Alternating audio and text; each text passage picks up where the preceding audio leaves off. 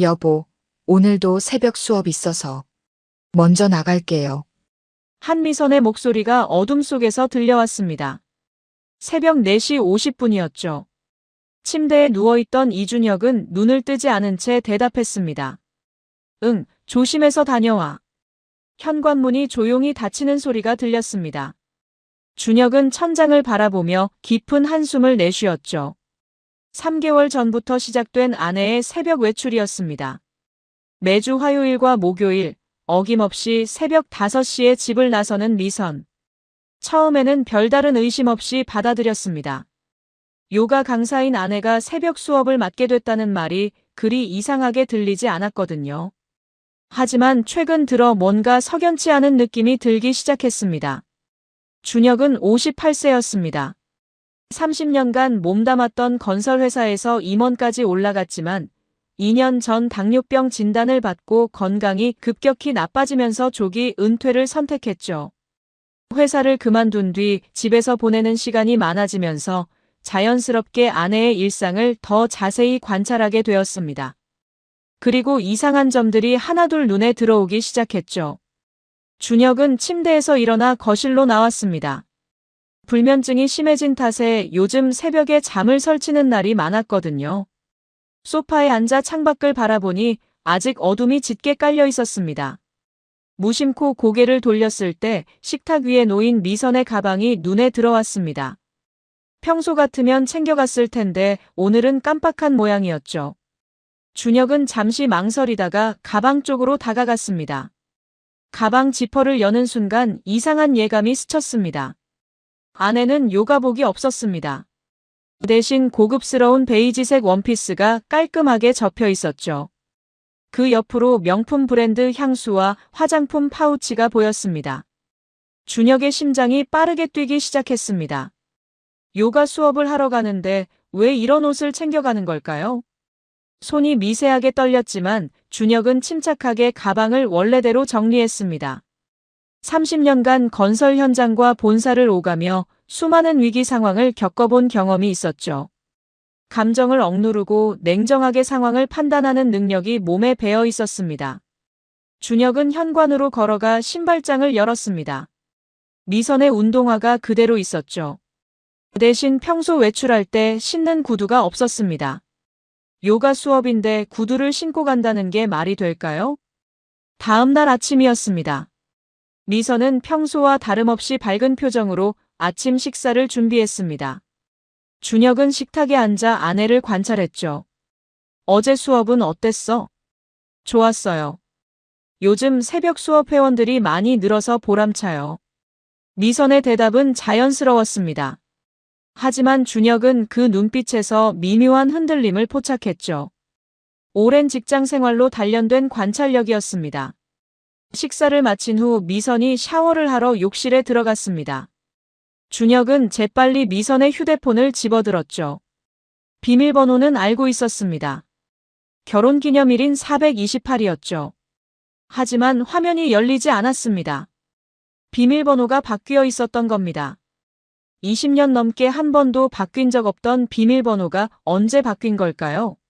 준혁은 휴대폰을 원래 자리에 놓고 거실로 나왔습니다. 가슴이 답답했지만 표정은 담담했죠. 그날 오후 준혁은 미선의 차량을 확인하러 지하 주차장으로 내려갔습니다. 차 문을 열고 운전석에 앉아 내비게이션을 켰죠. 최근 목적지를 확인하는 순간 숨이 멎는 것 같았습니다. 서초구 서초동 오피스텔 주소였습니다. 미선이 다니는 요가원은 집에서 가까운 동네에 있었습니다. 서초동은 정반대 방향이었죠. 그것도 강남 한복판의 고급 오피스텔 지역이었습니다. 준혁은 휴대폰을 꺼내 그 주소를 검색했습니다. 30평대 오피스텔이 밀집한 지역이었죠. 최근 시세를 확인하니 보증금 5천만 원에 월세 250만 원 정도 하는 곳이었습니다. 왜 미선이 그런 곳을 찾아간 걸까요? 준혁은 차에서 내려 집으로 돌아왔습니다. 서재로 들어가 책상 서랍을 열었죠. 그 안에는 부부 공동명의 통장과 각종 서류들이 정리되어 있었습니다. 준혁은 통장을 하나씩 꺼내 거래 내역을 확인하기 시작했습니다. 급여 통장, 적금 통장, 예금 통장까지 모두 살펴봤죠. 그러다 이상한 점을 발견했습니다. 미선명의 통장에서 매월 200만 원씩 정기적으로 이체되고 있었던 겁니다. 받는 사람 이름은 박지훈이었습니다. 준혁은 그 이름을 본 적이 없었죠. 친척도 아니고 미선이 얘기했던 지인 중에도 없는 이름이었습니다. 이체는 3개월 전부터 시작되었습니다. 정확히 미선이 새벽 외출을 시작한 시기와 일치했죠. 준혁은 통장을 내려놓고 눈을 감았습니다. 머릿속이 복잡했지만 동시에 무언가 명확해지는 느낌이었습니다.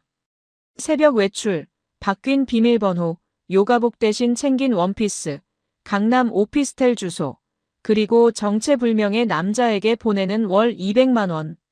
모든 퍼즐 조각이 맞춰지고 있었죠. 그날 저녁 미선은 평소보다 일찍 들어왔습니다. 여보, 저녁 뭐 드실래요? 아무거나 괜찮아. 준혁의 대답은 담담했습니다. 미선은 부엌으로 가서 저녁 준비를 시작했죠. 준혁은 소파에 앉아 아내의 뒷모습을 지켜봤습니다. 23년을 함께 산 여자였습니다. 두 아들을 낳아 키우고 함께 늙어가기로 약속했던 사람이었죠. 그런데 지금 저 여자는 누구에게 매달 200만 원을 보내고 있는 걸까요? 저녁 식사는 조용했습니다. 미선은 평소처럼 이런저런 이야기를 했지만 준혁은 대답만 짧게 했죠. 식사를 마친 후 미선이 설거지를 하러 부엌으로 갔습니다. 준혁은 서재로 들어가 문을 닫았죠. 책상 앞에 앉아 깊은 생각에 잠겼습니다. 어떻게 해야 할까요? 직접 물어볼까요? 아니면 더 확실한 증거를 잡을까요? 준혁은 후자를 선택했습니다. 30년 직장 생활에서 배운 교훈이 있었죠. 확실한 증거 없이 움직이면 오히려 상대에게 빌미를 주게 된다는 것이었습니다. 준혁은 휴대폰을 꺼내 조카에게 전화를 걸었습니다. 민준아, 삼촌인데. 시간 있을 때 한번 만날 수 있어? 네, 삼촌, 무슨 일 있으세요? 만나서 얘기할게. 내일 점심때 가능해? 네, 괜찮아요. 조카 김민주는 30대 중반의 IT 보안 전문가였습니다.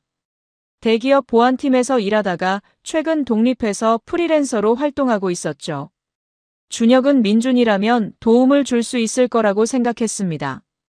그날 밤 준혁은 침대에 누워 천장을 바라봤습니다. 옆에서 미선이 잠든 숨소리가 들렸죠. 평온해 보이는 그 얼굴이 낯설게 느껴졌습니다. 과연 저 여자가 나를 배신하고 있는 걸까요? 아니면 내가 너무 예민하게 반응하는 걸까요? 하지만 준혁은 알고 있었습니다. 자신의 직감이 틀린 적이 거의 없다는 것을요. 다음 날 점심시간이었습니다. 준혁은 민준과 조용한 식당에서 만났죠. 삼촌, 무슨 일이세요? 표정이 안 좋으신데요. 민준아, 삼촌이 부탁할 게 있어. 차량에 GPS 추적기 같은 거 설치할 수 있어? 민준의 표정이 굳어졌습니다. 준혁의 말투에서 심각함이 느껴졌거든요. 가능하긴 한데요. 혹시 심각한 일인가요? 준혁은 잠시 망설이다가 지금까지 발견한 정황들을 하나씩 설명했습니다. 새벽 외출, 이상한 옷차림, 바뀐 비밀번호, 오피스텔 주소, 그리고 정체불명의 남자에게 보내는 돈까지요. 민주는 이야기를 다 듣고 난 뒤 심각한 표정을 지었습니다. 삼촌, 이건 정말 조사가 필요할 것 같아요. GPS 추적기 설치는 쉬워요. 하지만 그 이상의 정보도 필요할 거예요. 뭐가 필요해? 신용카드 사용 내역, 통화 기록, 메신저 로그까지 확인할 수 있으면 좋겠어요. 물론 합법적인 범위 안에서요. 준혁은 고개를 끄덕였습니다. 민준의 말이 맞았죠. 단순히 어디를 가는지만 아는 것보다 전체적인 그림을 파악하는 게 중요했습니다. 도와줄 수 있어? 네, 삼촌. 제가 최선을 다해 볼게요. 식사를 마치고 나올 때 민준이 작은 상자를 건넸습니다. GPS 추적기였죠. 이거 차량 하부에 부착하면 돼요. 자석으로 되어 있어서 쉽게 붙어요. 휴대폰 앱으로 실시간 위치 확인 가능하고요. 고맙다, 민준아. 삼촌, 진실이 밝혀지면 힘들 수도 있어요. 준비되신 거죠? 준혁은 잠시 침묵했습니다. 그리고 단호하게 대답했죠. 이미 마음의 준비는 끝났어. 이제는 확인만 하면 돼. 그날 오후 준혁은 지하 주차장으로 내려가 미선의 차량 하부에 GPS 추적기를 부착했습니다. 손이 떨렸지만 정확하게 설치를 마쳤죠. 휴대폰 앱을 실행하니 차량의 현재 위치가 표시되었습니다. 이제 준비는 끝났습니다. 다음 화요일 새벽 미선이 또다시 외출할 때 모든 진실이 밝혀질 거였습니다. 준혁은 집으로 돌아와 서재에 앉았습니다. 창밖을 바라보며 깊은 생각에 잠겼죠. 23년 결혼 생활이 이렇게 끝날 수도 있다는 생각을 하니 가슴이 먹먹했습니다. 하지만 동시에 이상한 평온함도 느껴졌죠. 더 이상 의심하며 살지 않아도 된다는 안도감이었습니다. 화요일 새벽 4시였습니다. 준혁은 알람보다 먼저 눈을 떴죠. 옆에서 미선이 여전히 자고 있었습니다. 준혁은 조용히 침대에서 일어나 거실로 나왔습니다. 소파에 앉아 휴대폰으로 GPS 앱을 실행했죠. 차량은 지하 주차장에 그대로 있었습니다. 4시 30분이 되자 침실에서 움직이는 소리가 들렸습니다. 미선이 일어난 거였죠. 준혁은 눈을 감고 소파에 누운 척했습니다.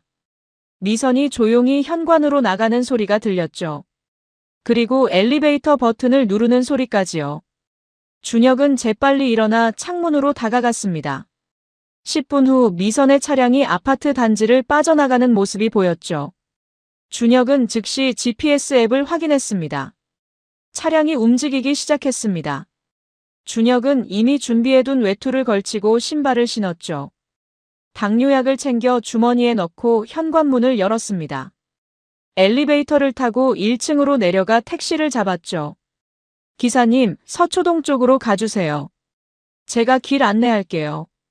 네, 알겠습니다. 택시가 출발했습니다. 준혁은 휴대폰 화면을 보며 미선의 차량을 추적했죠. 차량은 강남대로를 타고 남쪽으로 향하고 있었습니다. 예상대로 서초동 방향이었죠. 새벽 5시에 도로는 한산했습니다. 가로등 불빛만이 어둠을 밝히고 있었죠. 준혁은 창밖을 바라보며 생각에 잠겼습니다. 과연 무엇을 보게 될까요? 30분 후 미선의 차량이 한 오피스텔 건물 앞 주차장에 멈췄습니다. 준혁은 택시를 100m 정도 떨어진 곳에 세웠죠. 여기서 잠깐 기다려주세요. 네, 그러세요. 준혁은 택시에서 내려 건물 쪽으로 조심스럽게 걸어갔습니다. 아침 공기가 차가웠죠. 숨을 쉴 때마다 입에서 하얀 김이 나왔습니다. 건물 입구 근처의 가로수 뒤에 몸을 숨겼습니다. 주차장에서 미선이 차에서 내리는 모습이 보였죠. 손에는 어제 봤던 그 가방이 들려 있었습니다. 미선은 주변을 둘러보더니 건물 입구로 걸어갔습니다. 그런데 그때였죠. 로비에서 한 남자가 나왔습니다.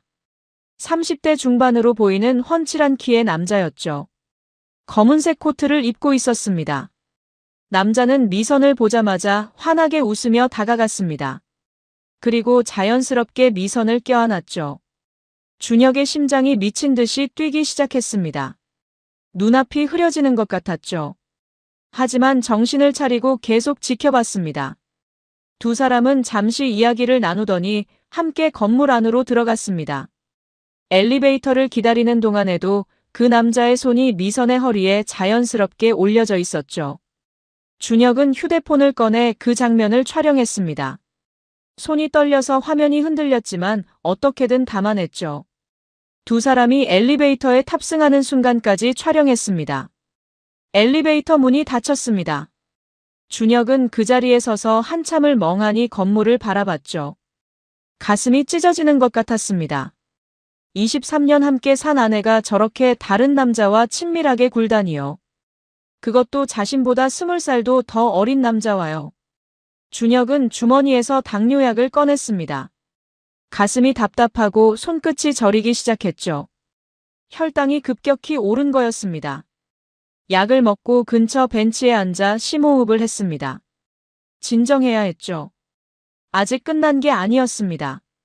더 많은 증거가 필요했습니다. 1시간이 지났습니다. 준혁은 계속 벤치에 앉아서 건물 입구를 지켜봤죠. 새벽 6시가 넘어가자 주변이 조금씩 밝아지기 시작했습니다. 2시간이 더 지났습니다. 오전 8시 10분쯤이었습니다. 건물 입구에서 미선과 그 남자가 함께 나왔죠. 두 사람은 편안한 표정으로 이야기를 나누고 있었습니다. 미선의 얼굴에는 준혁이 오랫동안 보지 못했던 밝은 미소가 번져 있었죠. 그 남자가 미선의 뺨에 가볍게 입을 맞췄습니다. 미선은 수줍게 웃으며 차를 향해 걸어갔죠. 남자는 그 모습을 지켜보다가 손을 흔들었습니다. 미선이 차에 타서 떠났습니다. 준혁은 모든 장면을 촬영했습니다. 더 이상 의심의 여지가 없었습니다. 명백한 외도였죠. 준혁은 택시로 돌아갔습니다. 기사가 걱정스러운 표정으로 물었습니다. 손님, 괜찮으세요? 안색이 안 좋으신데요. 집으로 가주세요. 택시가 출발했습니다. 준혁은 뒷좌석에 앉아 눈을 감았죠. 머릿속이 복잡했습니다. 분노와 배신감, 그리고 깊은 슬픔이 한꺼번에 밀려왔습니다. 하지만 동시에 이상한 안도감도 느껴졌죠. 이제 더 이상 의심하지 않아도 되니까요. 집에 도착했을 때는 오전 9시였습니다. 현관문을 열고 들어서는데 어지러움이 몰려왔죠. 거실 소파에 앉자마자 정신을 잃었습니다. 얼마나 시간이 지났을까요? 눈을 떴을 때 주변이 하얗게 보였습니다. 병원이었죠. 침대 옆에서 미선이 걱정스러운 표정으로 앉아 있었습니다. 여보, 정신 차리셨어요? 정말 놀랐어요. 집에서 쓰러져 계시길래 119 불렀어요. 준혁은 미선을 바라봤습니다. 겉으로는 걱정하는 척하고 있지만 속으로는 무슨 생각을 하고 있을까요? 불과 몇 시간 전 다른 남자와 포옹하고 키스하던 그 여자가 지금 내 옆에서 걱정하는 척하고 있다니요. 괜찮아. 좀 어지러웠을 뿐이야. 혈당 수치가 많이 올라가 있었대요. 약은 드셨어요? 먹었어. 의사가 병실로 들어왔습니다. 차트를 보더니 말했죠. 혈당 관리를 좀 더 철저히 하셔야겠어요. 스트레스도 받지 마시고요. 네, 알겠습니다. 하루 입원하시고 내일 퇴원하시면 될 것 같습니다. 의사가 나간 후 미선이 물었습니다. 여보, 오늘 아침에 어디 나가셨어요? 집에 안 계시길래요. 준혁은 잠시 망설였습니다. 하지만 아직 말할 때가 아니었죠. 산책 좀 하려고 나갔다가 컨디션이 안 좋아서 집에 왔어. 아침부터 나가시면 어떡해요? 건강 생각 좀 하세요. 미선의 목소리는 여전히 다정했습니다. 하지만 준혁은 알고 있었죠. 그 다정함이 얼마나 공허한 것인지를요. 미선은 저녁까지 병원에 머물다가 저녁 준비를 하러 집에 간다며 병실을 나갔습니다. 혼자 남은 준혁은 휴대폰을 꺼냈죠. 오늘 촬영한 영상들을 하나씩 확인했습니다. 포옹하는 장면, 엘리베이터에 함께 타는 장면, 그리고 작별 키스 장면까지요. 모든 것이 선명하게 담겨 있었습니다. 준혁은 민준에게 전화를 걸었습니다. 민준아, 삼촌이야. 병원에 있어. 괜찮으니까 걱정 마. 그보다 부탁할 게 있어. 말씀하세요. 오늘 촬영한 영상 파일 보낼게. 안전하게 보관 좀 해줘. 그리고 박지훈이라는 사람 있어. 이 사람에 대해 조사 좀 해줄 수 있어? 누구세요? 준혁은 오늘 목격한 그 남자에 대해 설명했습니다. 그리고 통장 이체 내역에 있던 이름이라는 것도 덧붙였죠. 알겠어요, 삼촌. 제가 최대한 빨리 조사해 볼게요. 고맙다. 삼촌, 건강 조심하세요. 너무 무리하지 마시고요. 전화를 끊고 준혁은 천장을 바라봤습니다. 병실은 고요했죠. 복도에서 간호사들이 오가는 소리만 희미하게 들렸습니다. 준혁은 생각했습니다. 이제 본격적으로 시작이구나. 증거 수집과 법적 대응 준비를요. 23년 결혼 생활이 이렇게 끝날 줄은 몰랐습니다. 하지만 준혁은 결심했죠. 끝까지 정확하게 마무리하겠다고요. 감정에 휘둘리지 않고 냉정하게 처리하겠다고요. 30년 직장 생활에서 배운 것이 있었습니다. 어떤 일이든 체계적으로 접근하면 해결할 수 있다는 것을요. 이혼도 마찬가지일 거였습니다. 민준이 병원으로 찾아온 건 다음 날 오후였습니다. 손에는 노트북 가방을 들고 있었죠. 삼촌, 괜찮으세요? 응, 많이 좋아졌어. 고생했어, 민준아. 민준은 의자를 끌어당겨 앉았습니다. 주변을 살피더니 조용히 노트북을 꺼냈죠. 삼촌, 박지훈에 대해 조사한 내용 정리해 왔어요. 보실 준비 되셨어요? 보여줘. 민준이 화면을 켰습니다. 첫 페이지에는 박지훈의 기본 정보가 나와 있었죠. 이름, 나이, 주소, 학력까지 상세하게 정리되어 있었습니다. 일단 이 사람 직업이 없어요. 3년째 무직 상태고요. 그런데 생활 수준은 상당히 높아요. 어떻게 알았어? 신용카드 사용 내역을 확인했어요. 물론 합법적인 방법으로요. 이 사람 카드 대부분이 타인 명의더라고요. 민준이 다음 페이지를 넘겼습니다. 신용카드 사용 내역이 주르륵 나열되어 있었죠. 대부분 고급 레스토랑, 백화점, 명품 매장이었습니다. 이 카드들 명의가 누구야? 여러 여성들이에요. 그 중에 산모님 명의 카드도 있고요. 준혁은 화면을 자세히 들여다봤습니다. 미선명의 카드로 구매한 물건들이 보였죠. 발렌시아가 운동화 95만 원, 몽블랑 만년필 180만 원, 롤렉스 시계 850만 원. 총액이 1,500만 원이 넘었습니다. 이게 다 우리 돈으로 산 거야? 네, 삼촌. 그런데 이것만이 아니에요. 민준이 다음 자료를 보여줬습니다. 오피스텔 계약서 사본이었죠. 이 오피스텔이 산모님 명의로 되어 있어요. 보증금 5천에 월세 250이고요. 계약일은 3개월 전입니다. 준혁은 계약서를 보며 이를 악물었습니다. 5천만 원이 한순간에 날아간 거였죠. 그것도 자신도 모르는 사이에요. 더 있어요, 삼촌. 월세 250만 원 외에 매달 200만 원씩 따로 이체되고 있어요. 생활비 명목으로요. 합쳐서 한 달에 450만 원씩 나간다는 거야? 네, 3개월이면 총 1,350만 원이에요. 보증금까지 합치면 6,350만 원입니다. 준혁은 숨을 크게 들이쉬었습니다. 가슴이 답답했지만 정신을 차려야 했죠. 박지훈 과거 행적은 어때? 민준의 표정이 더 굳어졌습니다. 이 사람 전과가 있어요. 정확히는 고소당한 전력이죠. 3년 전에 한 40대 여성에게 사기 혐의로 고소당했어요. 결국 합의로 끝났지만요. 무슨 내용이었어? 연인 관계를 이용해서 돈을 뜯어낸 거예요. 사업 자금 명목으로 5천만 원을 받아내고 잠적했다가 결국 찾아내서 고소한 거죠. 준혁은 주먹을 불끈 쥐었습니다. 박지훈은 상습범이었던 겁니다. 여성들을 상대로 돈을 뜯어내는 전문 사기꾼이었죠. 다른 피해자는 없어. 확인된 것만 2명 더 있어요. 한 명은 30대 이혼녀였고 또 한 명은 50대 사업가 부인이었어요. 둘 다 비슷한 수법으로 접근했대요. 얼마나 뜯어냈는데? 30대 여성한테는 3천만 원, 50대 여성한테는 8천만 원 정도요. 둘 다 고소는 안 했대요. 수치스러워서요. 준혁은 모니터를 응시했습니다. 화면에는 박지훈의 SNS 계정 캡처 화면이 떠 있었죠. 고급 레스토랑에서 찍은 사진, 명품 시계를 찬 손목, 외제차 옆에서 찍은 인증샷들이 가득했습니다. 모두 다른 사람 돈으로 누리는 호화로운 생활이었죠. 삼촌, 이 정도면 충분한 증거예요. 형사 고소도 가능할 것 같아요. 사기죄로. 네, 혼인 관계 중 배우자 몰래 재산을 타인에게 증여한 건 횡령죄가 성립할 수 있어요. 게다가 박지훈의 과거 전력까지 있으니까요. 준혁은 고개를 끄덕였습니다. 민준의 말이 맞았죠. 민준아, 이 자료들 전부 USB에 담아줄 수 있어?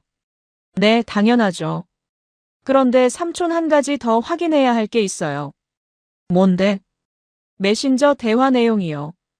산모님 휴대폰 접근할 수 있으면 결정적 증거를 더 확보할 수 있어요. 준혁은 잠시 생각했습니다.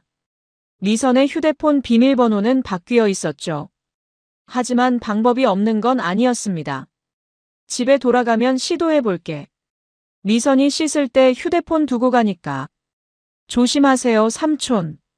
들키면 안 돼요. 알겠어. 민준이 노트북을 닫으며 말했습니다. 삼촌, 진실 알고 나면 많이 힘드실 거예요. 괜찮으시겠어요? 이미 힘들어. 하지만 끝까지 확인해야 해. 애매하게 끝낼 수는 없으니까. 알겠어요. 제가 계속 도와드릴게요. 민준이 돌아간 후 준혁은 병실 창밖을 바라봤습니다.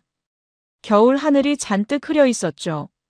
곧 비가 올 것 같았습니다. 준혁은 생각했습니다. 지금까지 확보한 증거만으로도 충분했지만 결정타가 필요했죠. 미선과 박지훈의 대화 내용이 그것이었습니다. 다음 날 준혁은 퇴원했습니다. 집으로 돌아오는 차 안에서 미선이 말했죠.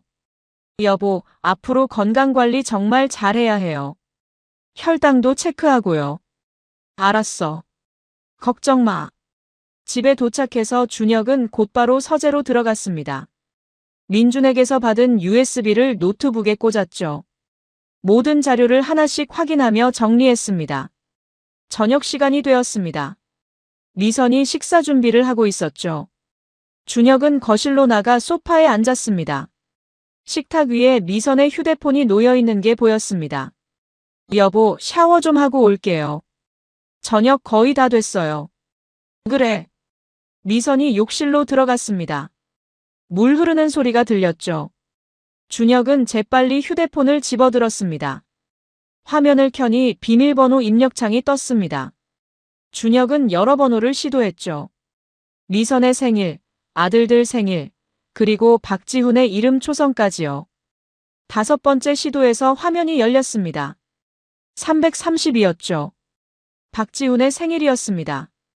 준혁의 가슴이 철렁 내려앉았습니다. 비밀번호를 그 남자 생일로 바꿨다니요.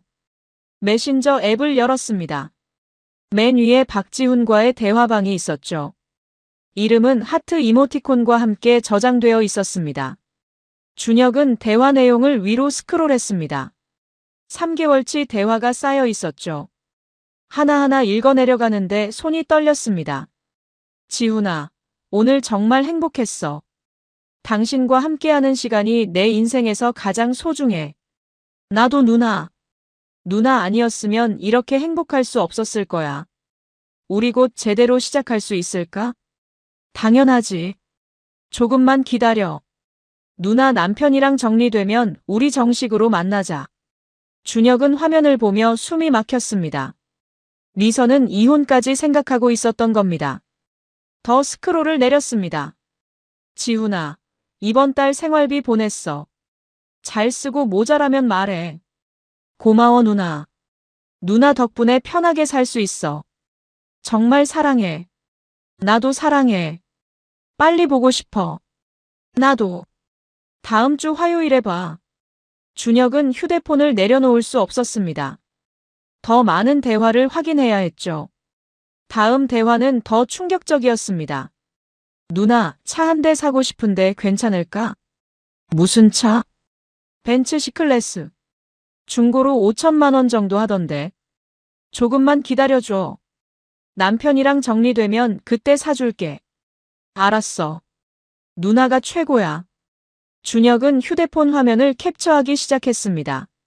중요한 대화 내용을 하나씩 스크린샷으로 저장했죠. 자신의 휴대폰으로 전송도 했습니다. 욕실에서 물소리가 멈췄습니다. 준혁은 재빨리 메신저를 끄고 휴대폰을 원래 자리에 놓았습니다. 소파로 돌아와 TV를 켰죠. 미선이 욕실에서 나왔습니다. 머리를 수건으로 감싸고 있었죠. 여보, 저녁 먹어요. 응. 식탁에 앉아서 식사를 했습니다. 미선은 평소처럼 이런저런 이야기를 했죠. 하지만 준혁은 대답만 짧게 했습니다. 방금 본 대화 내용이 머릿속을 떠나지 않았거든요. 여보, 무슨 생각해요? 밥도 잘 안 드시고. 아니야. 그냥 피곤해서 그래. 많이 쉬어야 해요. 건강이 우선이에요. 준혁은 미선을 바라봤습니다. 저 여자가 정말 내 건강을 걱정하는 걸까요? 아니면 그저 양심의 가책을 느끼는 걸까요? 식사를 마치고 준혁은 서재로 들어갔습니다. 문을 잠그고 휴대폰을 꺼냈죠. 캡처한 대화 내용을 하나씩 확인했습니다. 총 50여 장의 스크린샷이었습니다. 모두 결정적인 증거였죠. 준혁은 파일을 정리해서 민준에게 전송했습니다. 곧 민준에게서 전화가 왔습니다. 삼촌, 자료 받았어요.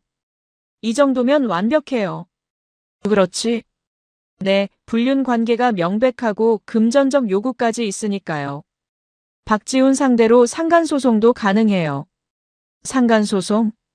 네, 배우자와 부정행위를 한 제3자를 상대로 손해배상을 청구하는 거예요. 이 경우 박지훈이 피고가 되는 거죠. 얼마나 받을 수 있어? 케이스마다 다르지만 보통 3천에서 5천 정도요. 증거가 명백하니까 승소 가능성 높아요. 준혁은 고개를 끄덕였습니다. 이혼과 재산 분할뿐만 아니라 박지훈에게도 책임을 물을 수 있다는 거였죠. 민준아, 변호사 좀 소개해 줄 수 있어? 네, 제가 아는 가정법 전문 변호사 있어요. 내일 연락처 보내드릴게요. 고맙다. 삼촌, 힘내세요. 이제 거의 다 왔어요. 전화를 끊고 준혁은 의자에 기대 앉았습니다. 창밖으로 밤하늘이 보였죠. 별 하나 없는 깜깜한 하늘이었습니다. 하지만 준혁의 마음은 오히려 명확해지고 있었습니다. 이제 무엇을 해야 하는지 확실히 알게 되었으니까요. 다음 날 오전 민준에게서 문자가 왔습니다. 변호사 연락처와 함께 추가 자료가 첨부되어 있었죠. 박지훈의 SNS 게시물 캡처였습니다. 고급 레스토랑에서 찍은 사진에는 미선으로 보이는 여성의 손이 함께 찍혀 있었습니다. 명품 시계를 차고 있는 손이었죠. 준혁은 즉시 변호사 사무실에 전화를 걸었습니다. 여보세요, 법무법인 정도입니다. 상담 예약하고 싶은데요. 어떤 사안이신가요? 이혼과 상간소송입니다. 네, 언제 방문 가능하세요? 오늘 오후 가능할까요? 3시에 오시겠어요? 네, 그렇게 할게요. 준혁은 전화를 끊고 옷을 갈아입었습니다.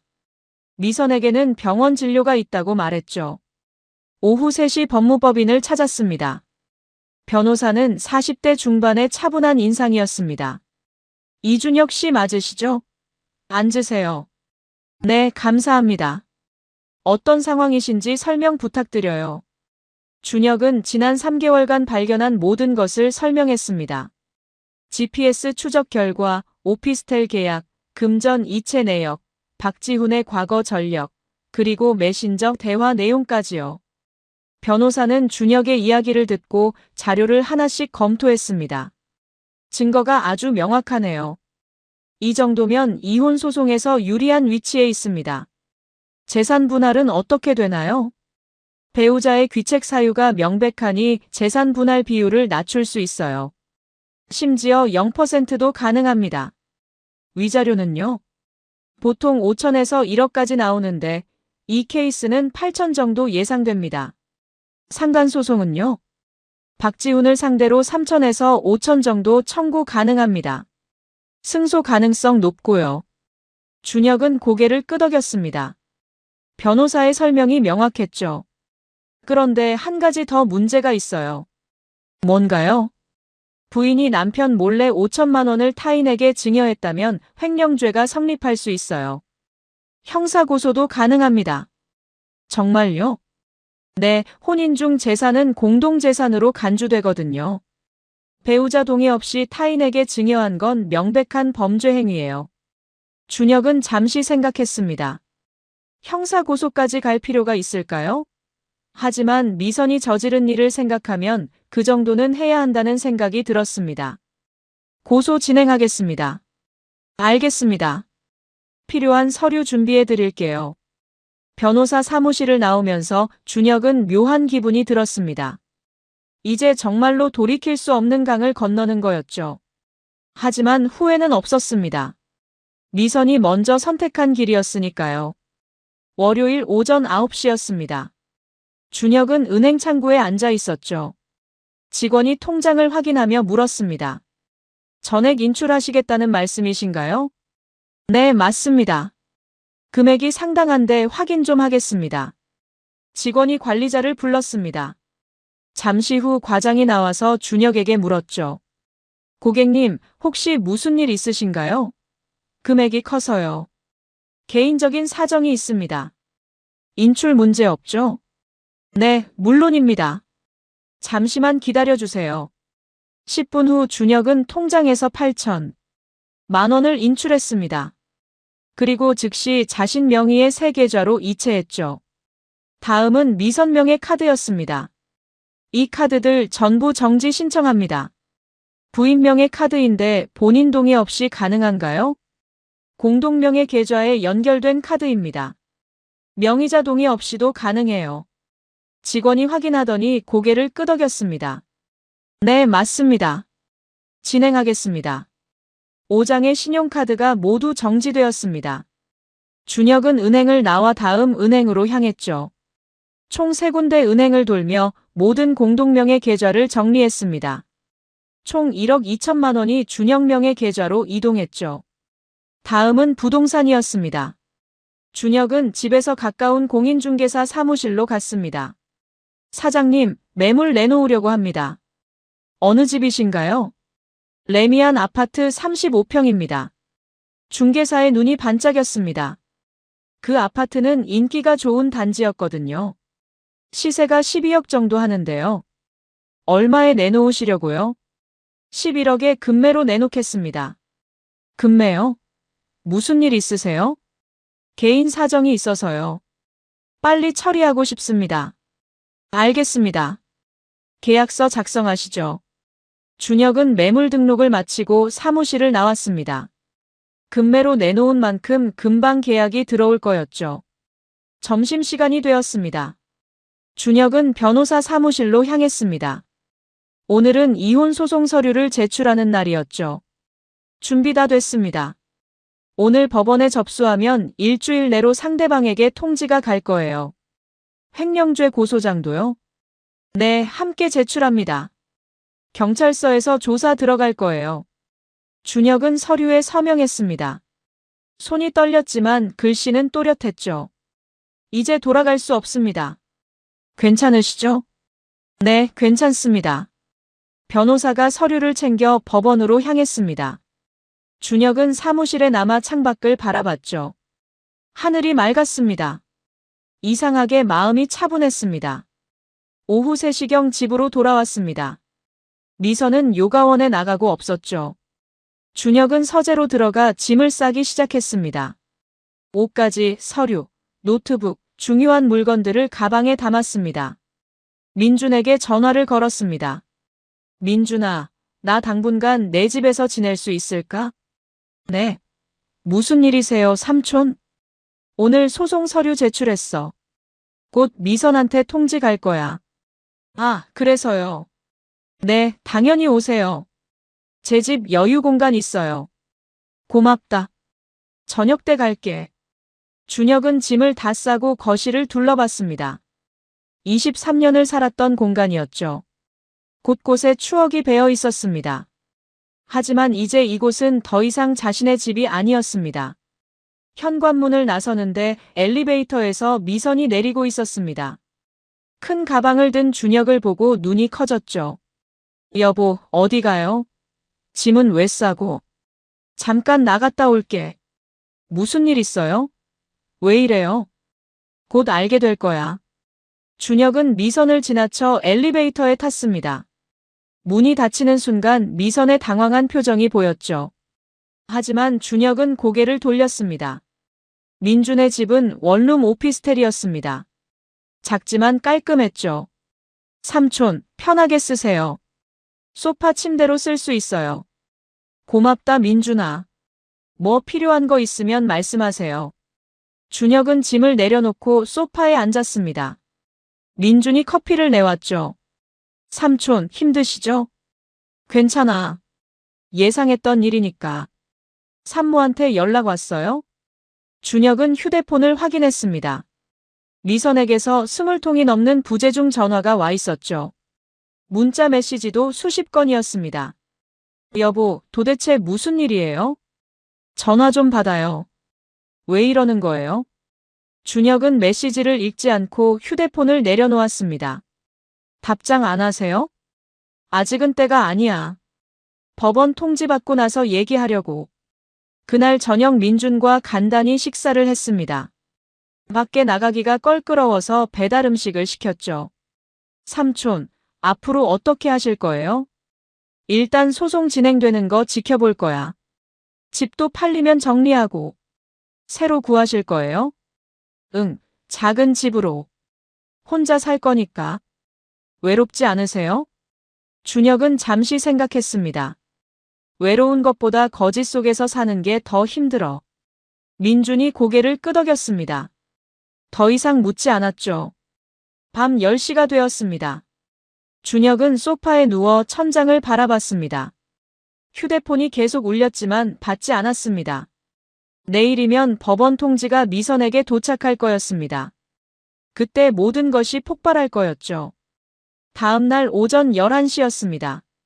변호사에게서 전화가 왔습니다. 이 씨, 부인에게 소장 송달됐습니다. 벌써요? 네, 우편으로 발송했는데 오늘 오전에 도착했대요. 알겠습니다. 전화를 끊자마자 미선에게서 전화가 왔습니다. 준혁은 받지 않았죠. 문자 메시지가 또 쏟아졌습니다. 이게 무슨 짓이에요? 이혼 소송이라니? 당장 전화해요. 준혁은 메시지를 읽고 휴대폰을 무음으로 바꿨습니다. 오후 2시경 민준이 밖에 나갔다 들어오며 말했습니다.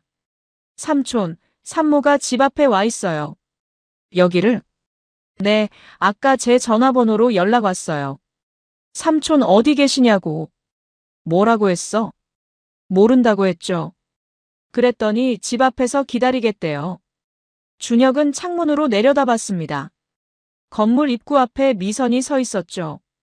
추운 날씨에 두꺼운 코트를 입고 있었습니다. 2시간이 지났습니다. 미선은 여전히 그 자리에 서 있었습니다. 민준이 걱정스럽게 말했죠. 삼촌, 저러다 쓰러지는 거 아니에요? 걱정 마. 금방 갈 거야. 하지만 미선은 떠나지 않았습니다. 해가 지고 어두워져도 그 자리를 지켰죠. 오후 7시가 되었습니다. 준혁은 더 이상 볼 수 없었습니다. 밖으로 나가기로 했죠. 삼촌, 어디 가세요? 잠깐 다녀올게. 준혁은 엘리베이터를 타고 1층으로 내려갔습니다. 건물 밖으로 나서자 미선이 달려왔습니다. 여보. 미선의 목소리가 떨리고 있었습니다. 얼굴이 창백했죠. 왜 이러는 거예요? 이혼이 뭐예요? 준혁은 미선을 차갑게 바라봤습니다. 넌 정말 모르는 거야? 무슨 소리예요? 박지훈.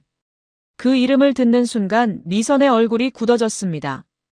그게 무슨... 다 알아. 새벽에 만난 것도 오피스텔도 돈 보낸 것도 다 알고 있어. 미선이 말문이 막혔습니다. 눈물이 주르륵 흘러내렸죠. 여보, 미안해요. 내가 잘못했어요. 이제 와서 사과해서 뭐해? 용서해줘요. 다시는 안 그럴게요. 준혁은 고개를 저었습니다. 넌 이미 선택했어. 23년 결혼 생활보다 그 남자를 선택한 거야. 아니에요. 그게 아니에요. 카드 정지된 거 알지? 통장도 비웠어. 미선의 눈이 커졌습니다. 그게 무슨... 내 돈으로 다른 남자 먹여 살릴 수는 없잖아. 여보, 제발. 그리고 집도 팔 거야. 곧 계약 들어올 거고. 미선이 주저앉으며 울기 시작했습니다. 안 돼요. 제발 안 돼요. 준혁은 미선을 내려다봤습니다. 한때 사랑했던 여자였습니다. 하지만 이제 아무 감정도 느껴지지 않았죠. 변호사 통해서 연락해. 여보. 준혁은 미선을 뒤로 하고 건물 안으로 들어갔습니다. 엘리베이터 문이 닫히는 순간 미선의 울음소리가 들렸죠. 하지만 준혁은 뒤돌아보지 않았습니다. 민준의 집으로 돌아왔습니다. 민준이 조심스럽게 물었죠. 삼촌, 괜찮으세요? 응, 괜찮아. 하지만 준혁의 손은 미세하게 떨리고 있었습니다. 아무리 냉정하려 해도 23년의 세월이 한순간에 사라지는 건 쉽지 않았습니다. 그날 밤 준혁은 잠을 이루지 못했습니다. 천장을 보며 많은 생각을 했죠. 앞으로 어떻게 살아가야 할지, 이 선택이 옳은 건지. 하지만 결론은 같았습니다. 돌아갈 수는 없다는 것이었죠. 수요일 오전이었습니다. 미선은 카페에 앉아 있었죠. 앞에는 차가운 아메리카노가 놓여 있었습니다. 손이 떨려서 제대로 잡을 수가 없었습니다. 어젯밤 카드가 전부 정지된 걸 알았을 때의 충격이 아직 가시지 않았죠. 미선은 휴대폰을 꺼내 박지훈에게 전화를 걸었습니다. 신호음이 길게 울렸습니다. 한참 만에 박지훈이 받았죠. 누나, 무슨 일이야? 지훈아, 나 지금 큰일 났어. 왜? 무슨 일인데? 남편이 다 알아. 우리 만난 것도 오피스텔도 돈 보낸 것도. 전화기 너머로 침묵이 흘렸습니다. 박지훈이 한참 후에 입을 열었죠. 그래서? 그게 무슨 소리야? 지금 이혼 소송 들어왔어. 누나, 그건 누나 문제잖아. 뭐? 미선은 자신의 귀를 의심했습니다. 지금 무슨 소리 하는 거야? 누나, 난 누나 남편이랑 싸우고 싶지 않아. 복잡한 일에 끼고 싶지도 않고. 지훈아, 농담하는 거지? 아니야. 진심이야. 우리 그냥 여기서 정리하자. 정리? 내가 지금 나한테 헤어지자는 거야? 누나도 알잖아. 우리 관계가 계속될 수 없다는 거. 미선의 머릿속이 하얘졌습니다. 3개월 동안 모든 것을 쏟아부은 남자가 이렇게 차갑게 선을 긋다니요. 내가 너한테 얼마를 썼는데. 그건 누나가 알아서 한 거잖아. 내가 강요한 적 없어. 지훈아, 제발. 누나, 미안해. 나도 내 인생이 있어. 이렇게 복잡해질 줄 몰랐어. 전화가 끊어졌습니다. 미선은 멍하니 휴대폰 화면을 바라봤죠. 다시 전화를 걸었지만 받지 않았습니다. 문자를 보냈지만 답장이 없었습니다. 지훈아, 전화 받아. 우리 만나서 얘기하자. 제발 답장해줘. 하지만 박지훈은 끝내 연락하지 않았습니다. 미선은 카페 테이블에 엎드려 울기 시작했죠. 주변 사람들이 쳐다봤지만 신경 쓸 여유가 없었습니다. 1시간 후 미선은 강남 오피스텔로 향했습니다. 박지훈을 직접 만나야 했죠. 건물 입구에서 호실 번호를 눌렀습니다. 응답이 없었습니다. 계속 눌렀지만 여전히 아무 대답이 없었죠. 미선은 로비에 앉아 기다렸습니다. 30분, 1시간, 2시간이 지났습니다. 박지훈은 나타나지 않았습니다. 저녁 7시가 되어서야 미선은 포기하고 집으로 돌아갔습니다. 집에 들어서자 텅 빈 공간이 미선을 맞았습니다. 준혁이 없는 집은 이상하게 낯설었죠. 미선은 소파에 주저앉았습니다. 머릿속이 복잡했습니다. 남편도 잃고 애인도 잃었습니다. 휴대폰을 꺼내 은행 앱을 실행했습니다. 통장 잔액을 확인하는 순간 숨이 멎었죠. 8천만 원이 들어있던 계좌가 텅 비어 있었습니다. 0원이었습니다. 준혁이 전부 인출한 거였죠. 다른 통장들도 확인했습니다. 모두 같았습니다. 공동명의 계좌는 전부 비어 있었습니다. 미선 단독명의 통장에는 200만 원만 남아 있었죠.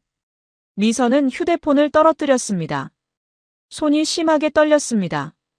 어떻게 이런 일이 일어날 수 있을까요? 순식간에 모든 것을 잃다니요. 다음 날 아침 미선은 친정 부모님께 전화를 걸었습니다. 어머니가 받았죠. 엄마, 나야. 응? 무슨 일이니? 엄마, 나 지금 큰일 났어. 준혁이가 이혼하겠대. 뭐? 어머니의 목소리가 높아졌습니다. 이혼? 갑자기 왜? 그게. 미선은 말을 잇지 못했습니다. 어떻게 설명해야 할까요? 미선아, 내가 무슨 짓을 한 거니? 엄마. 준혁이한테 이미 다 들었다. 부끄러워서 얼굴도 못 들겠구나. 엄마, 나 잘못했어. 도와줘. 도와달라고? 내가 저지른 일을 어떻게 도와? 엄마, 제발. 미선아, 당분간 우리한테 연락하지 마. 아버지가 심장이 안 좋으신데 이 소식 듣고 쓰러지실 뻔했어. 전화가 끊어졌습니다. 미선은 다시 전화를 걸었지만 받지 않았습니다. 부모님마저 등을 돌린 거였죠. 오후가 되자 지인들에게서 연락이 오기 시작했습니다. 준혁이 주변 사람들에게 사실을 알린 모양이었죠. 미선아, 진짜야? 내가 그런 짓을 했다고? 어떻게 그럴 수가 있어? 준혁 씨가 얼마나 착한 사람인데. 정말 실망이야. 더 이상 연락하지 마. 하나같이 미선을 비난하는 내용이었습니다. 미선은 휴대폰을 던져버리고 싶었지만 그럴 수도 없었습니다. 며칠 후 부동산에서 연락이 왔습니다. 집 계약이 들어왔다는 내용이었죠.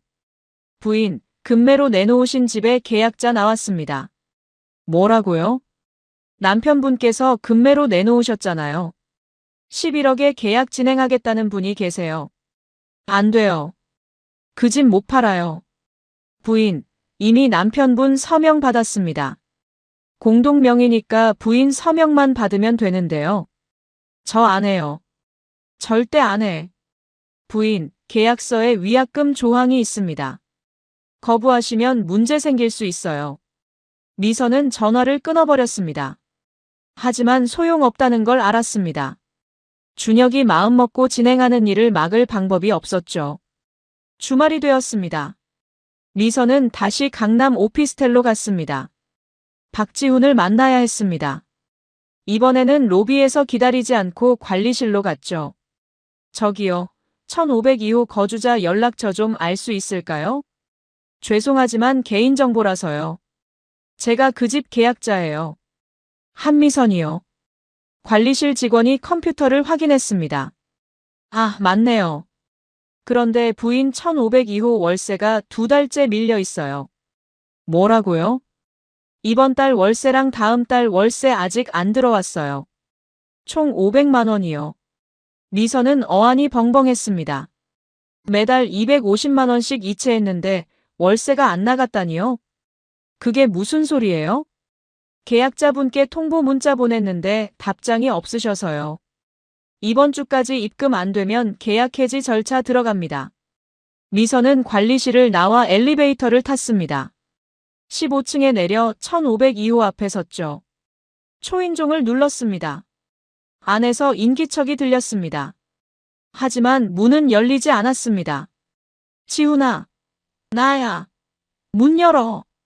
미선이 소리쳤지만 아무 대답이 없었습니다. 문을 두드렸지만 여전히 조용했죠. 지훈아, 제발 문 좀 열어줘. 얘기 좀 하자. 복도에 다른 집 문이 열렸습니다. 옆집 사람이 나와 미선을 쳐다봤죠. 시끄러운데요. 그만하세요. 미선은 멈출 수밖에 없었습니다. 엘리베이터를 타고 1층으로 내려왔습니다. 로비 의자에 앉아 한참을 울었죠. 저녁이 되어서야 미선은 집으로 돌아왔습니다. 현관문을 여는데 안에서 낯선 목소리가 들렸습니다. 거실로 들어가니 부동산 중개인과 낯선 부부가 서 있었죠. 아, 부인 오셨네요. 계약하실 분들이에요. 누구 마음대로 들어온 거예요? 남편분께서 열쇠 주셨어요. 집 보여드리라고요. 나가세요. 당장 나가요. 미선이 소리쳤습니다. 낯선 부부가 놀라서 서로를 쳐다봤죠. 부인, 진정하세요. 이미 계약금까지 받으셨잖아요. 뭐라고요? 남편분이 계약금 1억 받으셨어요. 잔금은 다음 주에 치르기로 했고요. 미선은 주저앉았습니다. 준혁이 이미 계약을 진행한 거였습니다. 자신도 모르는 사이에요. 월요일 아침 미선은 변호사 사무실을 찾았습니다. 돈이 없어서 무료 법률 상담소였죠. 상황이 어떻게 되세요? 미선은 지난 일들을 설명했습니다. 불륜관계, 돈 이체, 오피스텔 계약, 그리고 준혁의 조치들까지요. 변호사는 이야기를 듣고 고개를 저었습니다. 부인, 솔직히 말씀드리면 이 소송에서 이길 가능성이 거의 없어요. 왜요? 증거가 명백하니까요. 부인이 외도했고 공동재산을 무단으로 사용했어요. 이건 변명의 여지가 없습니다. 그럼 저는 어떻게 해요? 합의를 시도해보세요. 재산 분할이라도 조금 받을 수 있게요. 얼마나 받을 수 있어요? 이 경우엔 많아야 10에서 20%요. 자칫하면 0%일 수도 있어요. 리선은 상담소를 나와 거리를 걸었습니다. 차가운 겨울바람이 얼굴을 때렸죠. 어디로 가야 할지 막막했습니다. 편의점 앞을 지나가다가 구인 광고가 눈에 들어왔습니다. 야간 알바 모집이었죠. 시급 9,860원이었습니다. 리선은 멈춰 섰습니다. 52세의 나이에 편의점 알바를 해야 하나요? 하지만 다른 선택지가 없었습니다. 돈이 필요했습니다. 당장 다음 달 생활비도 없었으니까요. 리선은 편의점 문을 열고 들어갔습니다. 점주에게 말을 걸었죠. 저기요, 알바 모집한다고요? 네, 맞아요. 야간 근무 가능하세요? 네, 가능해요. 경력 있으세요? 아니요. 처음이에요. 점주가 미선을 위아래로 훑어봤습니다. 나이가 좀 있으신 것 같은데요. 열심히 할게요. 제발 뽑아주세요. 미선의 절박한 목소리에 점주가 고개를 끄덕였습니다. 알겠어요. 내일부터 나오세요. 밤 11시부터 아침 7시까지예요. 감사합니다. 미선은 편의점을 나왔습니다. 눈물이 주르륵 흘러내렸죠. 3개월 전만 해도 요가 강사로 월 500만 원을 벌던 자신이 지금은 편의점 야간 알바를 구하고 있다니요. 그날 저녁 미선은 집 거실에 혼자 앉아 있었습니다. 텅 빈 공간이 더욱 쓸쓸하게 느껴졌죠. 휴대폰을 꺼내 박지훈에게 마지막 문자를 보냈습니다. 지훈아, 나 정말 힘들어. 제발 한 번만 만나줘. 하지만 답장은 오지 않았습니다. 미선은 휴대폰을 내려놓고 무릎을 끌어안았습니다. 모든 것이 무너져 내렸습니다. 남편도 애인도 돈도 집도 가족도 친구들도 모두 떠나갔습니다. 창밖으로 눈이 내리기 시작했습니다. 하얀 눈이 거리를 덮어가고 있었죠. 미선은 그 광경을 멍하니 바라봤습니다. 자신의 인생도 저 눈처럼 차갑게 얼어붙고 있었습니다. 다음 날 미선은 첫 야간 알바를 시작했습니다. 밤 11시에 편의점 문을 열고 들어갔죠. 점주가 간단히 업무를 설명했습니다. 계산대 사용법이랑 재고 정리만 하시면 돼요. 어렵지 않아요. 네, 알겠습니다. 새벽 2시가 되자 손님이 뚝 끊겼습니다. 미선은 계산대에 앉아 텅 빈 편의점을 바라봤죠. 형광등 불빛만이 차갑게 빛나고 있었습니다. 이게 내 인생이구나. 미선은 생각했습니다. 3개월 전의 선택이 지금의 자신을 만들었습니다. 모든 것을 잃게 만들었죠. 새벽 5시쯤 취객 한 명이 들어왔습니다. 술에 취해 비틀거리며 물건을 집었죠. 계산대로 와서 돈을 던졌습니다. 아줌마, 거스름 돈. 네. 미선은 고개를 숙이고 거스름 돈을 건넸습니다. 취객이 나가면서 중얼거렸죠. 나이 먹고 편의점 알바나 하고 있네. 그 말이 미선의 가슴에 비수처럼 꽂혔습니다. 하지만 아무 말도 할 수 없었습니다. 사실이었으니까요. 아침 7시가 되어 근무가 끝났습니다. 미선은 피곤한 몸을 이끌고 집으로 돌아갔습니다. 침대에 누웠지만 잠이 오지 않았죠. 머릿속에서 계속 같은 생각이 맴돌았습니다. 어떻게 이렇게 되었을까? 어디서부터 잘못된 걸까? 하지만 답은 명확했습니다. 자신이 선택한 길이었습니다. 그 대가를 지금 치르고 있는 거였죠. 첫 재판 기일은 한 달 후였습니다. 준혁은 민준과 함께 법원에 도착했죠. 변호사가 입구에서 기다리고 있었습니다. 이 씨, 준비 다 됐습니다. 증거 자료도 완벽하고요. 고맙습니다. 상대 측도 변호사를 선임했어요. 하지만 걱정 안 하셔도 돼요. 법정 안으로 들어갔습니다. 미선이 이미 앉아 있었죠. 옆에는 변호사가 있었습니다. 미선은 준혁을 보자 고개를 돌렸습니다. 재판장이 들어왔습니다. 모두 일어섰죠. 착석하세요. 이혼 청구 사건 시작하겠습니다. 재판장이 서류를 검토했습니다. 그리고 양측 변호사에게 물었죠.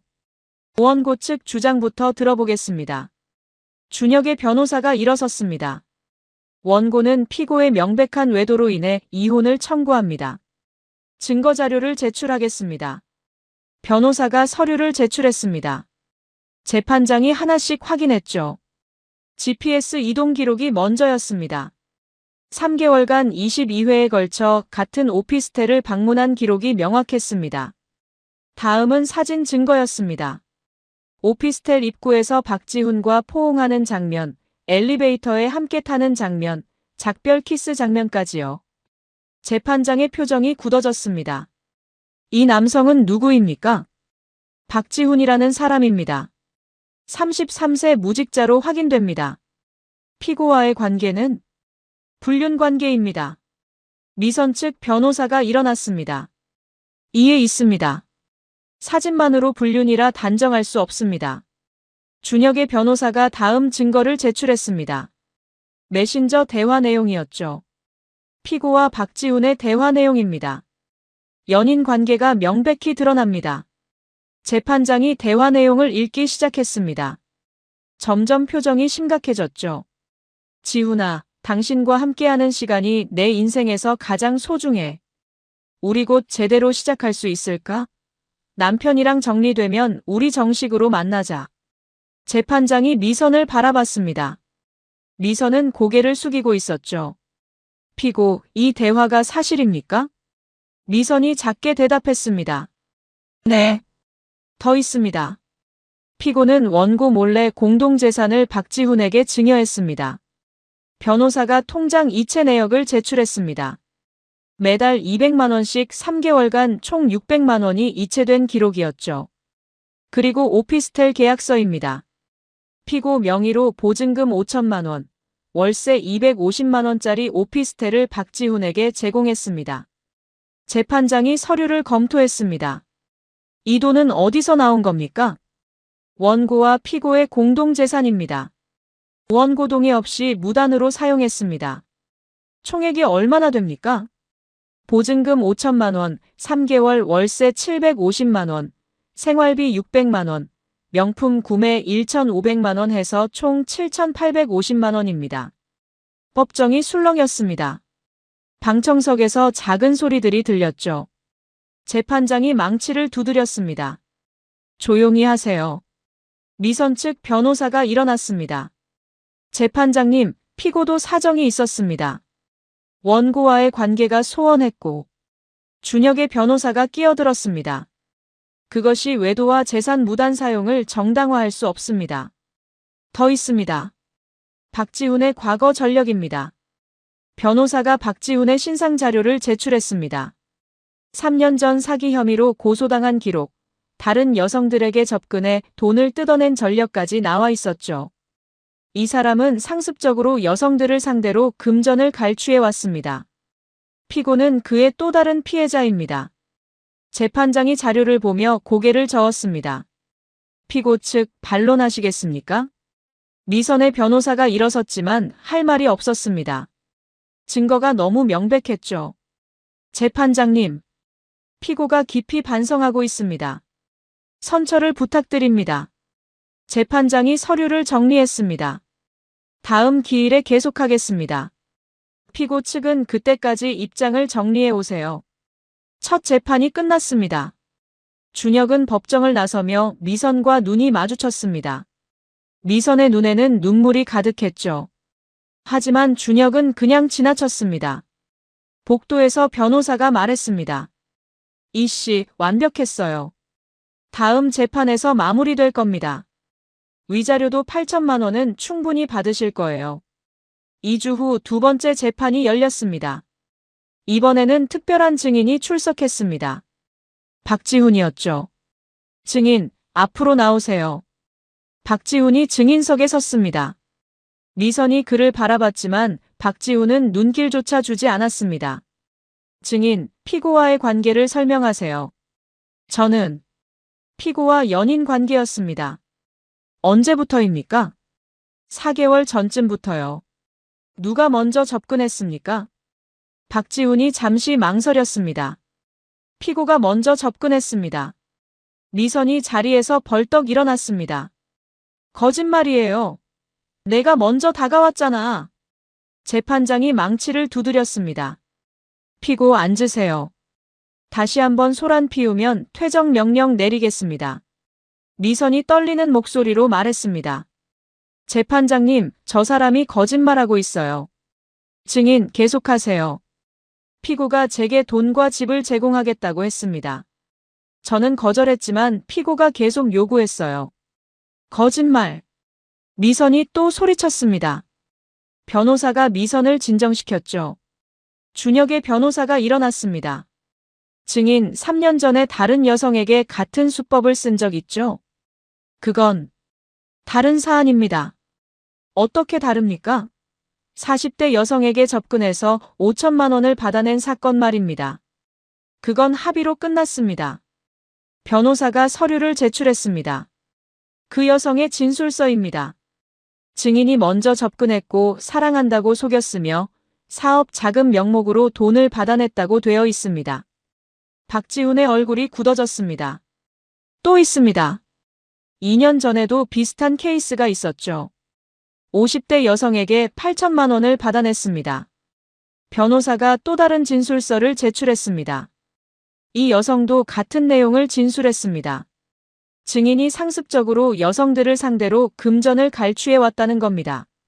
재판장이 박지훈을 노려봤습니다. 증인, 이에 대해 해명하시겠습니까? 저는 그냥 박지훈이 말을 잇지 못했습니다. 증인석에서 내려가세요. 박지훈이 고개를 숙이고 증인석에서 내려왔습니다. 미선과 눈이 마주쳤죠. 미선의 눈에서 눈물이 흘러내렸습니다. 하지만 박지훈은 그냥 지나갔습니다. 재판장이 정리 발언을 했습니다. 제출된 증거들을 검토한 결과 피고의 외도 사실이 명백합니다. 또한 공동재산을 무단으로 사용한 것도 인정됩니다. 다음 주에 최종 판결 선고하겠습니다. 재판이 끝났습니다.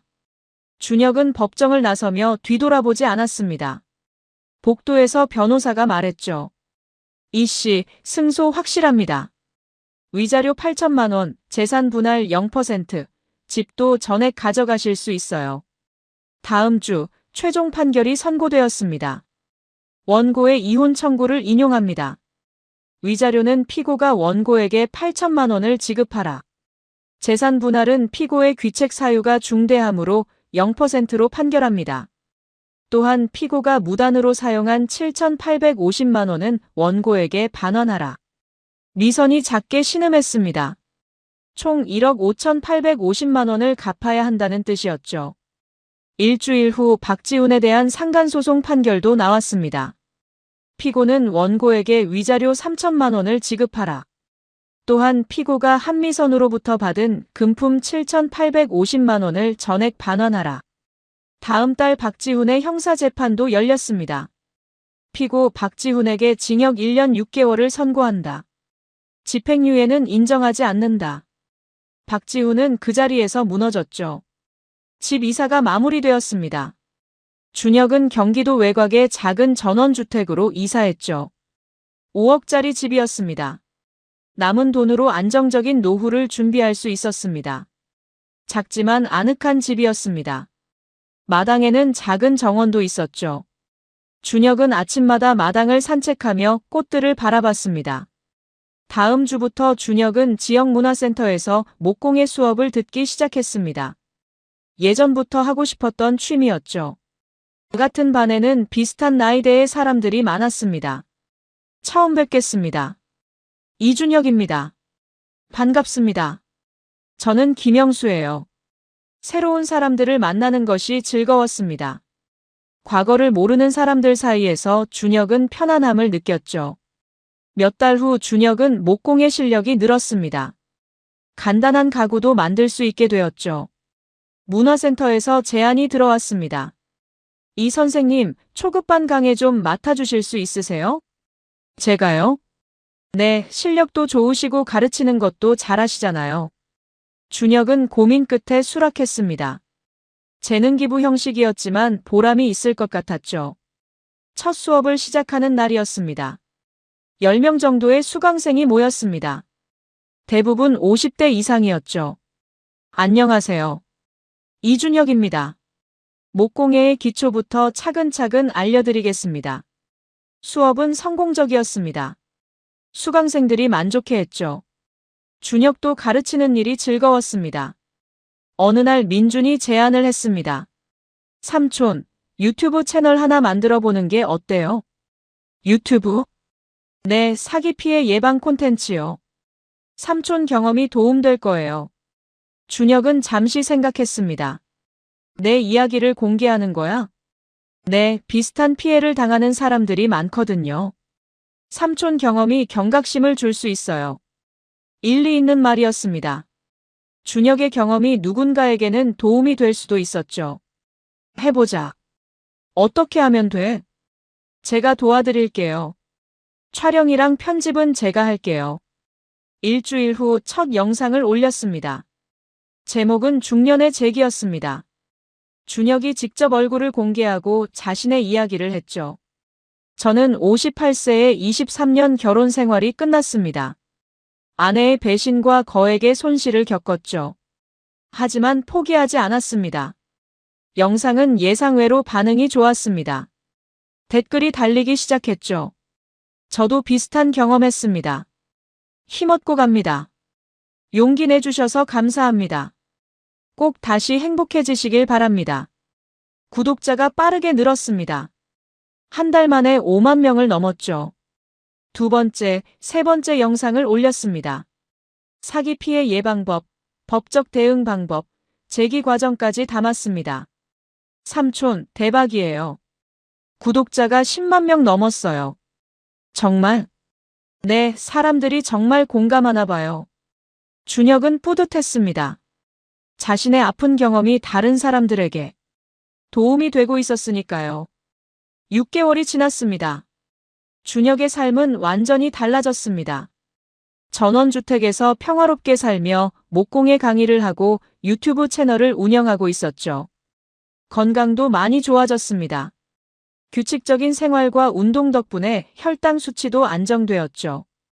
어느 날 문화센터에서 제안이 들어왔습니다. 이 선생님, 시니어 창업 강연 좀 해주실 수 있으세요? 창업 강연이요? 네, 50대 이상을 위한 재기 스토리를 나눠주시면 좋을 것 같아서요. 준혁은 수락했습니다. 자신의 이야기가 더 많은 사람에게 닿을 수 있다면 기꺼이 나서고 싶었죠. 강연 당일이었습니다. 100명이 넘는 청중이 모였습니다. 대부분 50대 이상이었죠. 안녕하세요. 이준혁입니다. 저는 58세에 모든 것을 잃었습니다. 준혁이 단상에 서서 말을 시작했습니다. 자신의 이야기를 솔직하게 풀어냈죠. 배신, 상실, 법적 싸움, 그리고 재기까지요. 처음에는 분노와 슬픔뿐이었습니다. 하지만 포기하지 않았습니다. 한 걸음씩 앞으로 나아갔죠. 청중들이 고개를 끄덕였습니다. 공감하는 눈빛이었죠. 58세가 끝이 아닙니다. 오히려 새로운 시작입니다. 중요한 건 용기를 내는 것입니다. 강연이 끝나자 박수가 터져나왔습니다. 여러 사람이 준혁에게 다가와 악수를 청했죠. 선생님, 정말 감동받았어요. 저도 용기 내볼게요. 꼭 성공하시길 바랍니다. 준혁은 한 사람 한 사람과 이야기를 나눴습니다. 그들의 이야기를 들어주고 격려해줬죠. 여름이 왔습니다. 준혁은 민준과 함께 새로운 프로젝트를 시작했습니다. 중년을 위한 온라인 교육 플랫폼이었죠. 삼촌, 이거 정말 좋은 아이디어예요. 중년들이 새로운 기술 배울 수 있는 공간이잖아요. 그치? 나처럼 다시 시작하려는 사람들한테 도움이 될 거야. 목공예, 유튜브, 온라인 마케팅까지 다양한 강의를 준비했습니다. 준혁 자신도 강사로 참여했죠. 플랫폼은 빠르게 성장했습니다. 한 달 만에 회원 1,000명을 넘어섰습니다. 덕분에 새로운 인생을 시작했어요. 60세의 유튜버가 될 줄 몰랐어요. 정말 감사합니다. 준혁은 이 모든 과정이 보람찼습니다. 자신의 고통이 다른 사람들의 희망이 되고 있었으니까요. 가을이 왔습니다. 마당의 나무들이 단풍으로 물들었습니다. 준혁은 마당에 벤치를 하나 만들었죠. 직접 목공예로 제작한 것이었습니다. 벤치에 앉아 단풍을 바라보며 준혁은 생각했습니다. 2년 전의 자신과 지금의 자신을 비교하면 완전히 다른 사람이 된 것 같았죠. 그때는 배신과 분노로 가득했습니다. 하지만 지금은 평화롭습니다. 누구를 원망하지도 않습니다. 다만 담담하게 자신의 길을 갈 뿐이죠. 휴대폰이 울렸습니다. 낯선 번호였습니다. 받았더니 여성의 목소리가 들렸죠. 혹시 이준혁 선생님이신가요? 네, 맞습니다. 저는 KBS 다큐멘터리 팀입니다. 선생님 이야기를 다큐로 만들고 싶은데요. 준혁은 놀랐습니다. 방송국에서 연락이 올 줄은 몰랐죠. 제 이야기를요? 네, 중년의 재기 스토리로 의미가 있을 것 같아서요. 한번 만나서 얘기할 수 있을까요? 좋습니다. 일주일 후 PD와 작가가 준혁의 집을 찾았습니다. 집과 마당을 둘러보며 감탄했죠. 정말 평화로운 곳이네요. 네, 여기서 마음의 안정을 찾았습니다. 인터뷰가 시작되었습니다. 준혁은 자신의 이야기를 처음부터 끝까지 들려줬죠. 카메라가 그 모습을 담았습니다. 가장 힘들었던 순간이 언제였나요? 아내의 배신을 확인했을 때죠. 23년이 한순간에 무너지는 기분이었습니다. 어떻게 극복하셨나요? 포기하지 않았습니다. 한 걸음씩 앞으로 나아갔어요. 그리고 새로운 목표를 찾았죠. 지금은 행복하신가요? 준혁은 잠시 생각했습니다. 그리고 미소를 지으며 대답했죠. 네, 행복합니다. 진짜 제 자신으로 살고 있으니까요. 다큐멘터리는 석 달 후에 방송되었습니다. 반응이 뜨거웠습니다. 시청률도 높았고 온라인에서도 화제가 되었죠. 준혁의 유튜브 구독자는 100만 명을 넘어섰습니다. 온라인 교육 플랫폼도 회원이 1만 명을 돌파했습니다. 하지만 준혁에게 가장 중요한 건 숫자가 아니었습니다. 매일 아침 평화롭게 눈을 뜨고 하고 싶은 일을 하며 다른 사람에게 도움을 줄 수 있다는 것이었죠. 겨울이 왔습니다. 어느 토요일 오후였습니다. 준혁은 마트에서 장을 보고 있었습니다. 채소 코너를 지나가는데 익숙한 뒷모습이 보였습니다. 미선이었습니다. 초라한 차림으로 할인 스티커가 붙은 상품을 고르고 있었죠. 많이 야위었습니다. 머리도 제대로 손질하지 않은 것 같았습니다. 준혁은 그 자리에 멈춰 섰습니다. 미선이 고개를 들었죠. 두 사람의 눈이 마주쳤습니다. 미선의 눈이 커졌습니다. 입술이 떨렸죠. 여보. 준혁은 아무 말도 하지 않았습니다. 그저 담담하게 미선을 바라봤죠. 잘 지내요? 미선의 목소리가 떨렸습니다. 네. 나는 부산에서 살고 있어요. 편의점에서 일하고. 준혁은 고개를 끄덕였습니다. 건강은 좀 어때요? 괜찮습니다. 짧은 침묵이 흘렸습니다. 미선이 다시 입을 열었죠. 미안해요. 정말 미안해요. 준혁은 카트를 밀며 말했습니다. 이제 상관없어요. 잘 지내세요. 여보. 하지만 준혁은 그냥 걸어갔습니다. 뒤돌아보지 않았죠. 미선의 흐느끼는 소리가 들렸지만 멈추지 않았습니다. 계산을 마치고 밖으로 나왔습니다. 주차장에서 준혁은 잠시 멈춰 섰습니다. 가슴이 답답했지만 동시에 후련했습니다. 이제 정말로 끝났구나. 준혁은 생각했습니다. 23년의 인연이 완전히 정리된 거였죠. 차에 타서 집으로 향했습니다. 창밖으로 겨울 풍경이 펼쳐졌습니다. 눈이 소복이 내리고 있었죠. 하얀 세상이 평화로웠습니다. 집에 도착해서 장을 정리하고 거실에 앉았습니다. 창밖으로 마당이 보였죠. 눈이 나무가지에 쌓여 있었습니다. 준혁은 커피를 마시며 생각했습니다. 58세의 재시작이 결코 늦지 않았다는 것을요.